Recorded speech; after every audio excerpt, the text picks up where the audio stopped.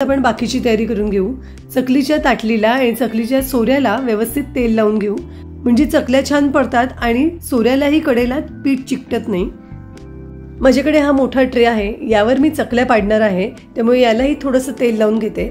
ट्रेच्या ऐवजी तुम्ही एखादं मोठं ताट घेऊ शकता किंवा बटर पेपर घेऊ शकता। 10 मिनिट पीठ मी बाजूला ठेवून दिलं होतं। पीठ अगदी व्यवस्थित मुरलं असेल। आता यातला आपल्या सोऱ्यामध्ये मावेल इतकं पीठ मी बाजूला काढून घेते। उरलेलं पीठ झाकून ठेवून देते। सुरुवातीला पीठ आपण घट्टसर भिजवून घेतलेलं आहे, त्यामुळे थोडा थोडा कोमट पाण्याचा हात लावून पीठ आपल्याला अगदी छान मळून घ्यायचं आहे। पीठ असं छान मळून घेतलं ना की चकल्या पाडताना चकल्या अजिबात तुटत नाही। आता सोऱ्यामध्ये ठेवता येईल असा याचा एक रोल करून घेते। हा रोल सोऱ्यामध्ये ठेवते। पीठ व्यवस्थित दाबून दाबून सोऱ्यामध्ये भरून घ्यायचं, म्हणजे मध्ये एअर बबल राहायला नको, नाही तर मग चकली पाडतानाच मध्येच तुटते। आता सोऱ्या बंद करून घेऊ।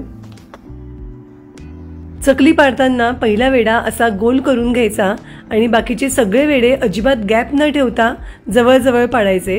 सगळे वेढे असे जवळजवळ पाडले की चकली छान गोलाकार होते। शेवटचं टोक आणि मधलं टोक बोटाने दाबून द्यायचं, म्हणजे चकली तेलात टाकली की अजिबात सुटत नाही। अशीच आपण दुसरी चकली पाडून घेऊया। तळताना कढईत एका वेळेला जितक्या चकल्या बसतील तितक्या चकल्या पाडून घ्यायच्या। चकल्या तळेपर्यंत दुसऱ्या बॅचच्या चकल्या आपल्याला पाडता येतात। एका वेळेला खूप जास्त चकल्या पाडून ठेवायच्या नाही, नाहीतर मग चकल्या सुकतात आणि मग तळताना तुटू शकतात। माझ्या कढईत एका वेळेला 4 चकल्या बसतात, म्हणून मी 4 चकल्या इथे पाडून घेतलेल्या आहेत। आता आपण चकल्या तळायला घेऊया। तेल मध्यम गरम करून घेतलेलं आहे। आता उलटण्याने एका वेळेला कढईत मावतील तितक्या चकल्या मी घालते। खूप जास्त चकल्या घालायच्या नाही, नाहीतर मग चकल्या एकावर एक पडतात आणि चकल्यांचा शेप बिघडतो। अशा उलटण्याने चकल्या तेलात घालून घ्यायच्या, म्हणजे हातावर तेल उडत नाही। चकल्या तेलामध्ये टाकल्या अजिबात त्याला धक्का लावायचा नाही, कारण चकल्या नरम असतात। थोड्या कडक झाल्या की मग उलटवून घ्यायच्या। चकल्या तेलात टाकल्या असे भरपूर बुडबुडे येतात। चकल्या जशा तळल्या जातील तसे त्याचे बुडबुडे कमी होतात।